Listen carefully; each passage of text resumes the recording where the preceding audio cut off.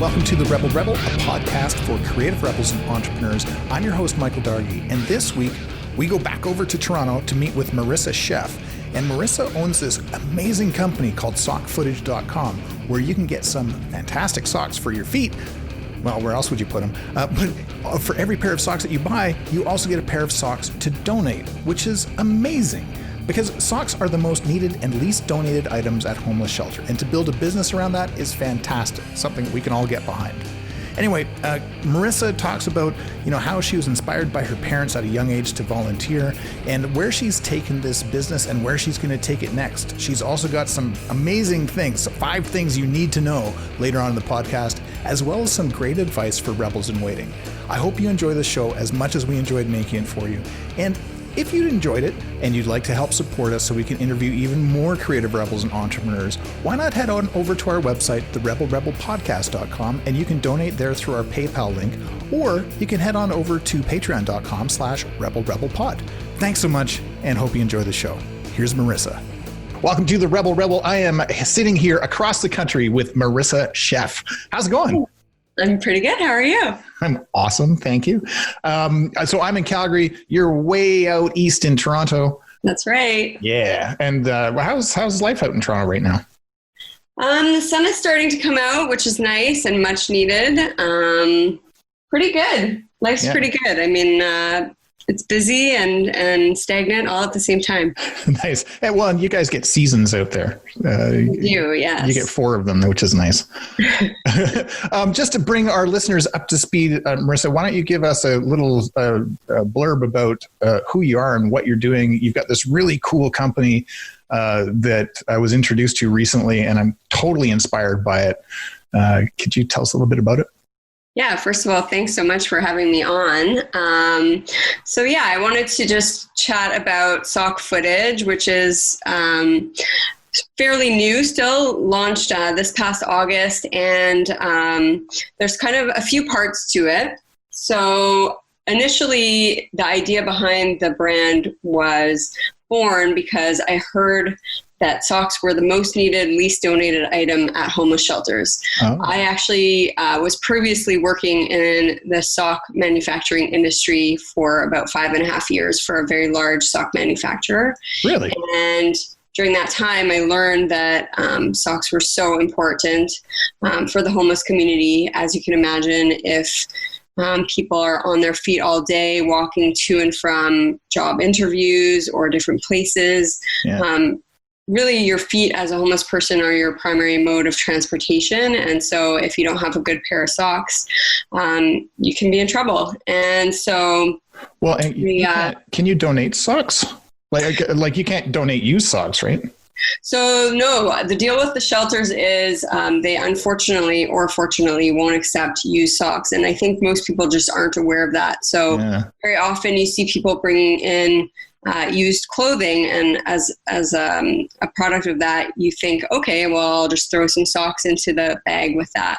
But they actually won't accept donations of used socks or used underwear. So that's sort of where they're seeing a lag in the donations, because people just aren't thinking that they should go out and buy new socks and underwear. So it's an area where they're just not getting what they need. And the shelters have expressed a need for a men's specific cotton sock because their clientele is predominantly male. And so it's pretty I just wanted generic. Just generic, but also, so the sock that we actually offer is a gray sock. You don't want a white sock because it's going to get dirty. And if it's your only pair of socks, it's not going to really carry you through very far. So, and just so that I understand this clearly, so Sock Footage is a company where I would go buy socks. Like I've got the most outrageous sock collection. I've got some killer socks. So I can go there and buy some wicked socks. And then for every one pair that I buy, you donate a pair to a homeless shelter? So there's actually two options. So when the company first started, the idea was to get people reconnecting with community. And so understanding that not everyone is comfortable with that, we wanted to give people a few options with regards to the donation piece. So yes, I launched a sock subscription and retail store online. And basically we predominantly sell novelty socks, both men's, women's, and kids. And when you purchase a pair of socks and you check out at cart, you have the option to either have the donation sock shipped out with your order, in which case you can donate face-to-face to someone in need on the street. Nice. Or you can opt to have us donate on your behalf, in which case it goes to our partner charity, which generally is Socks for Souls Canada, and they redistribute to homeless shelters across the GTA. Or during the pandemic, which we're all sort of living through at the moment, we wanted to make sure that socks were still getting to people in need on the streets. And so we've partnered with Vea Havta, and they are an organization that has a mobile outreach van that is circulating the city, distributing supplies to people directly on the street. So during the pandemic, we are still getting those donations out to people in need, which is really important. And as you can imagine, especially now, the homeless community is one of the most vulnerable populations. So so we wanted to get those online sock subscriptions going. And the nice thing about the subscriptions is you get 2 pairs of novelty socks each month and then 2 pairs of donation socks. So it's kind of the gift that keeps on giving. You have the opportunity to do a good deed every month, which is really nice. And obviously getting something in the mail and it's a surprise selection for you is always exciting. That's so cool. And then the other piece of sort of the sock footage puzzle was an initiative that rolled out in November of this past year, which was actually, we're piloting it.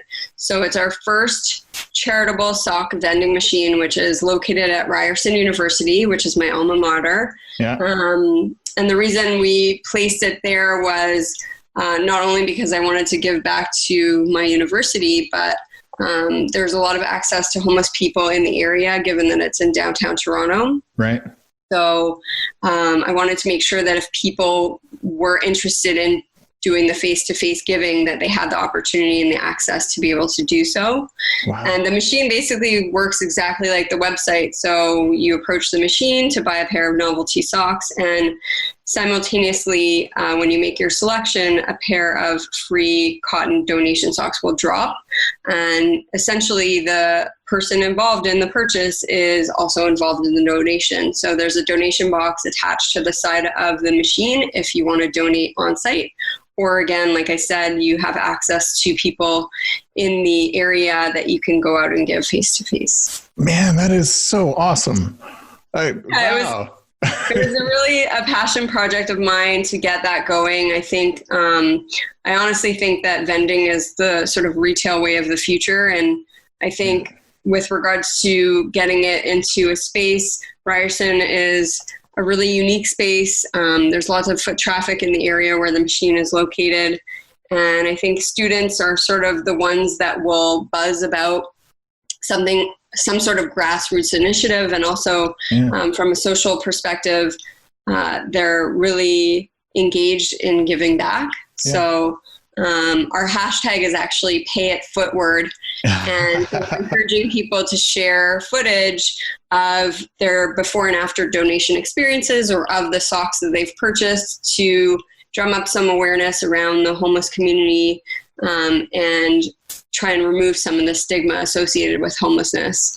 Because I think there is still some stigma there. And as we sort of embark on making new connections with community, I think people come to the realization that everyone is human, and it just creates a new touch point and connection that may not have been there before, and a new understanding and compassion, and increases empathy for people living on the streets. So, wow, that's a very inspiring.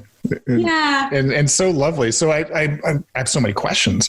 And I guess the first one is, I mean, it's great to have this business, but to tie it into, an opportunity to give back to the world, I think is fantastic. That's inspiring in and of itself. What got you here? Like, what is it that sort of brought you, Marissa, to this world of giving? So I think there's a number of things that brought me to that point. I definitely grew up with my parents modeling the importance of giving back. They were very involved in our community. I grew up in Montreal, actually, and they were just constantly volunteering for different organizations. And so obviously I saw a bit of that and then wanted to sort of get involved myself. But I actually think that I came to it a bit later in life. And that's also one of the reasons why I wanted to introduce the machine into Ryerson, because I wish that when I was in school that I had been more involved in sort of the charitable organizations or volunteering. And it's something that I only sort of delved into when I got out of school. And I actually had the opportunity to volunteer at the Center for Addiction and Mental Health in Toronto for just over 5 years. And during my time there, what I learned was a lot of the clients or patients coming in. So I worked at the library that was on site playing board games with clients and patients. And what I noticed just from interacting with them was that just like everyone else, they craved connection and conversation. They literally came in to have someone to talk to. And I felt like that was sort of the missing link in a lot of the companies that offer to donate on your behalf. They're sort of removing that touch point or connection point that makes you feel good when you give back.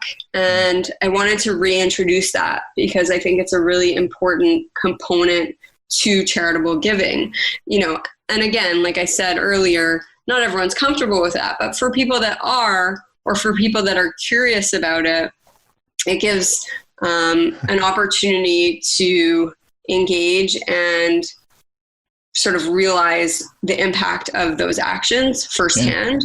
And just having sort of gone through it myself, I realized how important that is, and it makes you feel great, but it also makes you want to continue doing what you're doing, which I think is obviously super important. Yeah. And,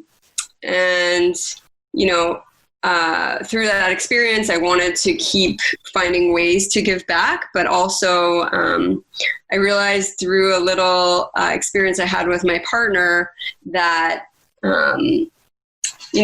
pushing people outside their comfort zone only results in people feeling that same way, wanting to do more. And that was really important to me to get people re-involved in giving. The giving curious. Yeah, I think it's infectious, honestly. When you start it, you don't want to stop it. And I think we need that in the world right now. Yeah, absolutely. I couldn't agree more. That's amazing.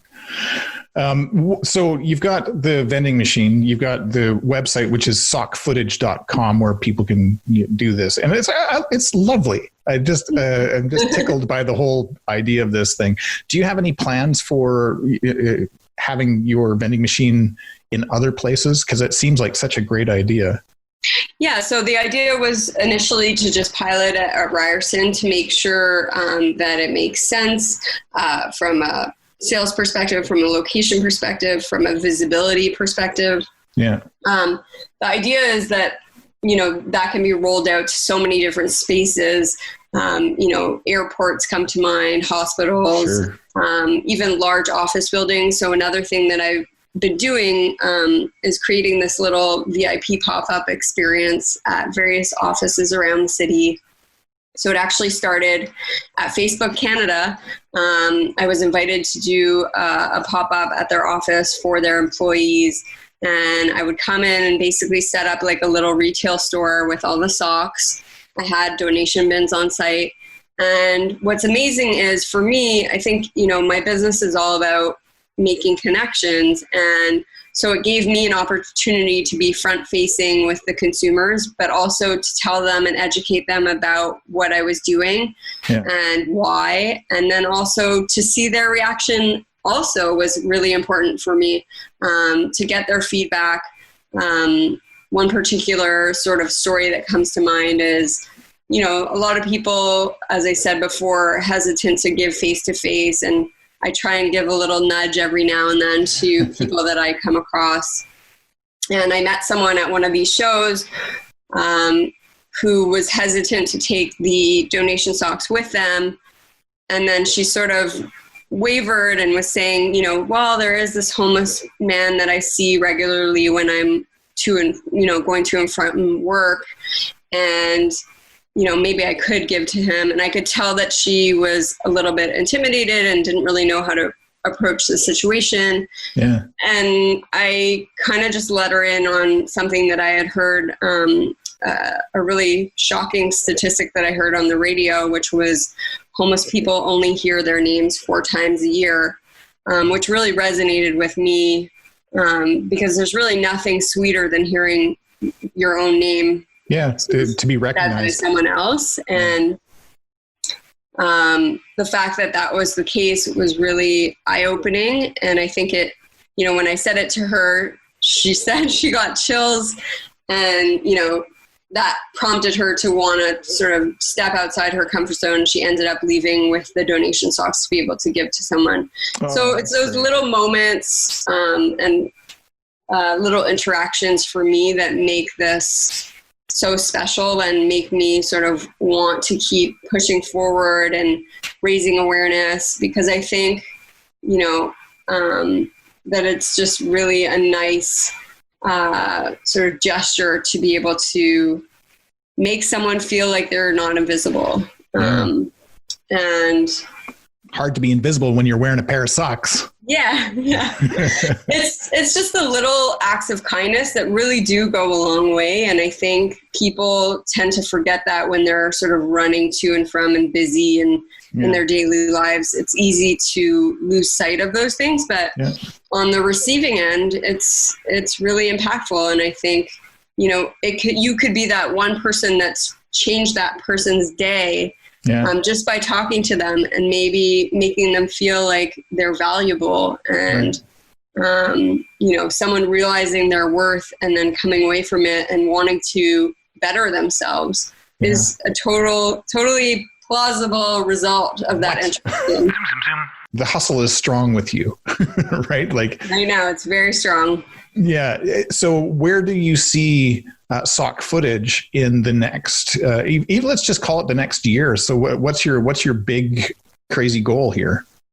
I mean, I think right now, driving awareness and traffic to the site, and, you know, because anyone that I meet, and, you know, especially in person, when I have an opportunity to explain the company and what we're trying to achieve, is so excited about the idea, but it's a matter of getting the word out. And I think, you know, sort of evaluating the results of the vending machine for sure, and sort of popping up into different spaces would be one angle, but then just trying to get in front of as many people as possible.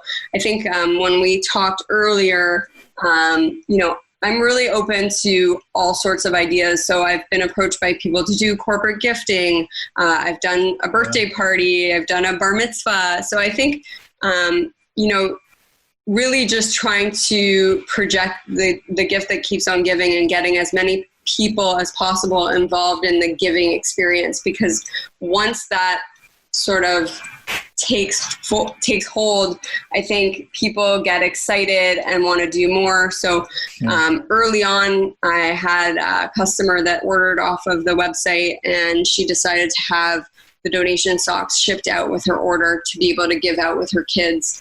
And I think she has 2 boys that are both 5 and 7. And she decided she was going to go out one day. This was actually this past Christmas. And she decided to go out and give the socks out with her kids. And the result of that was the kids were just so excited by the reaction of the people on the receiving end that they separately organized this full-blown initiative where they collected other types of supplies, deodorant, toothbrush, toothpaste, sanitizer, all kinds of things, put together 150 packages, and then ended up giving them out to different homeless people. And that was sort of just a byproduct of having, come across the site, given the socks, had a really positive experience. And then, like I said, it's one of those things where you do it once and then you sort of want to figure out how you can do it again and do more and grow. And so that was a really amazing sort of domino effect of the site. And I think the more people that are exposed to it, the more that's going to happen. And that's really my goal at the end of the day, is to get as many people giving in person as possible. Because I think, we, in this age of technology, we've lost those connections. Everyone's sort of walking around looking at their phones, not looking up. So we want to reconnect people. Amazing. I was thinking to myself as you were talking, how I can get sock footage in Calgary, right? And are you only going to be Canada based, or do you plan to going down to the United States? Like, how big is this market that you're going after? So right now the website does ship to the US currently. So, the sky's the limit. I definitely early on had been in touch with sort of the university circuit across North America. And I decided obviously to start things locally, see how it goes, and then expand from there. So there's certainly opportunities to move more into the US. I've had a few US orders, but obviously just based on the fact that I'm sort of located here, it's sort of started, the swell around the brand has started here, and then of course, hopefully the reverberation effect will expand beyond Canada. That's fantastic. We have a lot of listeners in the United States. So nice. Yeah, especially lots in California. So I'm curious if they're going to jump on board. Sweet. Well, we've had a few people order from Seattle and a few from New York. So that's great. You never know. It's kind of across the board. I love it. That's great. So and is this it for you? This is your job? This is what you do? This is my full-time gig at the moment. I think it's really important for entrepreneurs, if you have the opportunity to do so, to really focus all your attention and energy if you're going to build a business and a brand, because honestly, it really does take all your time. It's my baby. I think, from start to finish during my day, I'm involved in every piece of it, from I designed the website myself. I do all the social media. I ship out all the orders. I'm the one restocking the vending machine. I'm the one doing these pop-ups. So, obviously I'll have to relinquish that control at some point, but in the early stages, you just have to get your hands and feet wet in every part of the business to properly understand how to grow, and also to be able to pivot if things aren't working. So that's always been important for me. And for as long as I can continue to do so, I will concentrate all my efforts on it. That's fantastic. You, if you could give yourself, if you go back in time to high school and give yourself the coolest nickname ever, what would it be?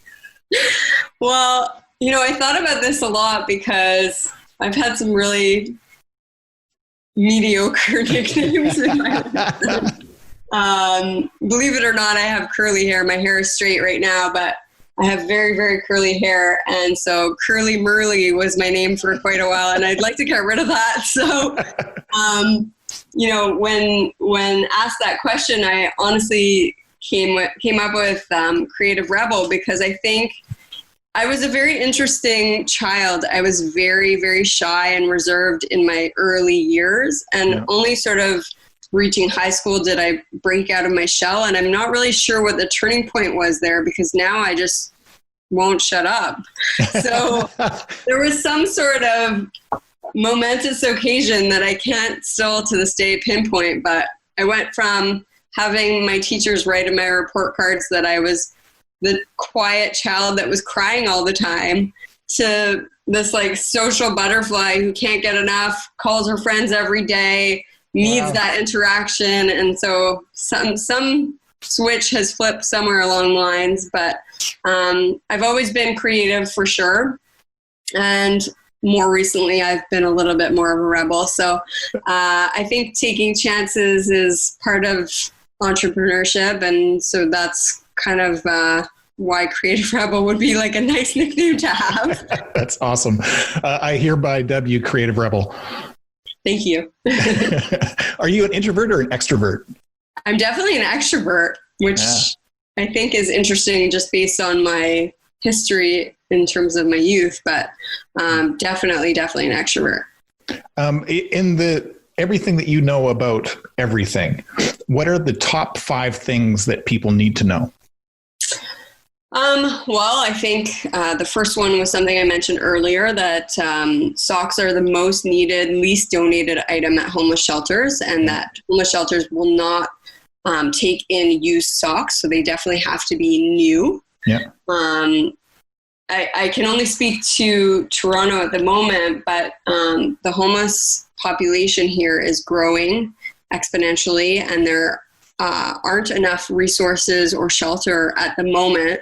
And housing is a really big issue, which I imagine is similar in Calgary. Yeah. And anything that we can do to make people's days a little bit brighter is something that they can use. The smallest act of kindness really does go a long way. I think in terms of the sock end of things, buying funky socks is really fun.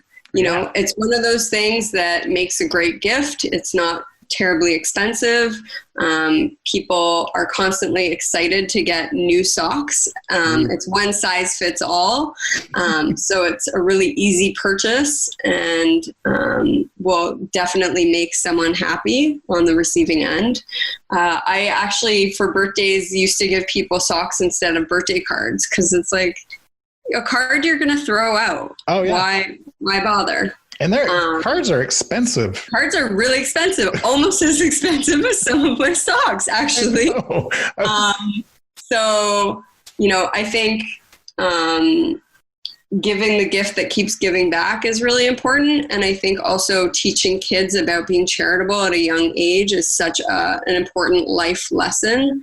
It's funny because I have a friend who comes to visit from Montreal, and she has 2 young kids, and because the homelessness here is so visible, I remember one time her daughter was asking why there were people lying on the streets. And I think we have forgotten or have become desensitized to the fact that these are just people. They grew up in sort of similar beginnings to everyone, and then somewhere along the lines, they took a different path for whatever reason, whether they didn't have enough support in their lives or whether they had some sort of trauma. But really, people are just people. And so sort of being intimidated is really unnecessary. I think in approaching some homeless people on the street, you realize that they're just like everyone else. As I mentioned earlier, they crave connection, they crave conversation, just like we do. Yeah. So, I think those are all really important things to think about. And for me, it's just all about reconnecting with community. Outstanding. At this point of the show, I like to sort of turn it over to you. And you said a lot during the show about the entrepreneur journey and sort of how you approach things. There are people out in the world who are, maybe they're stuck in a job, or they feel that they're stuck in a job, or, they don't have a job right now because of the way things are on the planet. What advice would you give to those rebels in waiting to sort of help them, get onto their entrepreneurial journey or start doing the thing that they should be doing?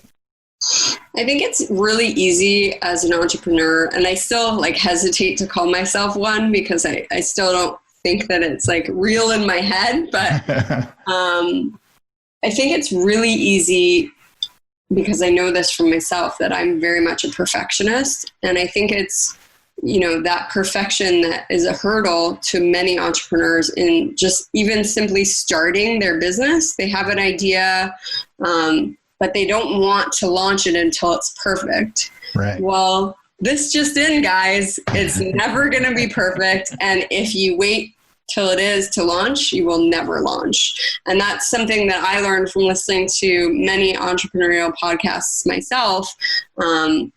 Even Mark Zuckerberg at Facebook was saying there's, certain things that he wasn't ready to launch and then he did. It's, you perfect along the way, and it's never going to be at its best at the first go. So I think just going through the motions and pushing forward and continuing, there's always time to improve things along the way or later on, but just getting the initial concept out there is actually like half the battle, because we are our own biggest enemies when it comes to, believing in ourselves sometimes. And so, it's, if you have an idea and you're passionate about it, that's enough to be able to get out there, at least initially. The rest will sort of work itself out. If you are a grinder, a hustler, I honestly, truly believe if you have a good idea and you're passionate about it, then that's enough.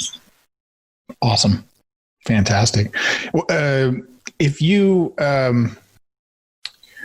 who is your favorite fictional character in the world? So I honestly think I've had a few over the years. I was very big into Archie comics. Awesome. But I remember as a child being really drawn to Nancy Drew novels. Oh, awesome. And I think, honestly, thinking back to it, the reason for that was I think she was a strong female lead. And I think there weren't that many of those at the time when I was growing up. Yeah. And she was a risk taker, but she was also a problem solver. And as an entrepreneur, let me tell you, there's lots of problems along the way to be solved and lots of things that can go wrong.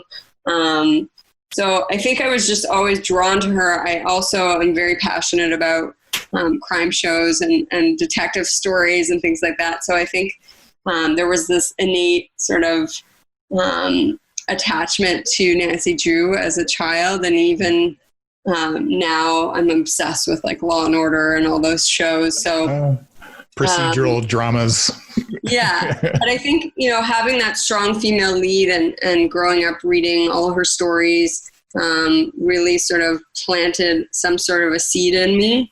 As I said, as a child, I was super quiet, but somewhere along the way, I maybe it was Nancy flourished into who I am today, and I'm very thankful for that. That's great. What is so speaking of which, what is the craziest thing you have ever done? The craziest thing I've ever done was actually pretty recently. So my partner and I have gotten into rock climbing these last couple of years, and we a year and a half ago made our first trip out to Thailand, and we rock climbed outside, which was not like we were indoor rock climbing until now. Yeah. But we rock climbed on these amazing cliffs in a town called Krabi. And it was not only breathtaking, but terrifying. No kidding. But exhilarating. I don't know. There's so many words to describe it, but it was really definitely like the craziest thing that I've done in terms of like physical ability, and also just like, I don't know. It was really crazy. A favorite color? Blue. Favorite pair of socks? Oh God, I think definitely my cardio is Hardio socks. Cardio. That's awesome. Can I get those at Sock Footage? Yes, you can. Cardio is Hardio. That's fantastic. Favorite book? I like a lot of the Brené Brown books. So her favorite one of mine is The Gifts of Imperfection. Oh, nice. Okay. Which is a really good read for entrepreneurs as well. Nice. What's your favorite movie of all time? Oh my God. A lot of the Molly Ringwald stuff. So I'd probably say 16 Candles. Wow. Am I aging myself right now? No. Like, you can't be that old. That's my vintage. I got a baby face. Well, you are gifted. Wow, Marissa, this has been absolutely wonderful. I've enjoyed every moment of this, and I can't wait to see more of what you're up to. And I'm going to get myself a subscription. That is not a shameless plug for your thing, but I'm so inspired because I love socks. I have 2 drawers of socks, and I'm very special about the ones that I wear every day. So, I need an influx of new ones. And I love the idea of being able to get socks that I can give out to homeless people. Especially, I live in a place called Kensington in Calgary. It's right in the core, and lots of homeless people down there. So I'm looking forward to spreading that joy. And yeah, for sure, that would be awesome. Thank you for the inspiration, and thank you for the conversation. Thank you for using your platform to create awareness. I really appreciate it. My pleasure. Have an awesome week. Thank you. You too. Thank you so much for listening. We've got a ton of great new guests coming up over the next few weeks, including a bunch of videos that we took using Zoom, which is kind of awesome. Check out the links in the show notes and consider subscribing to our new YouTube channel for Make More Creative. We'll be adding more and more content there as we go. If you enjoyed this podcast, please consider supporting it by visiting patreon.com/rebelrebelpod, where you can get some neat perks, or if you just want to support it because that's how you roll, you can head on over to therebelrebelpodcast.com and get a monthly subscription right through our PayPal link. Thank you very much. Until next time.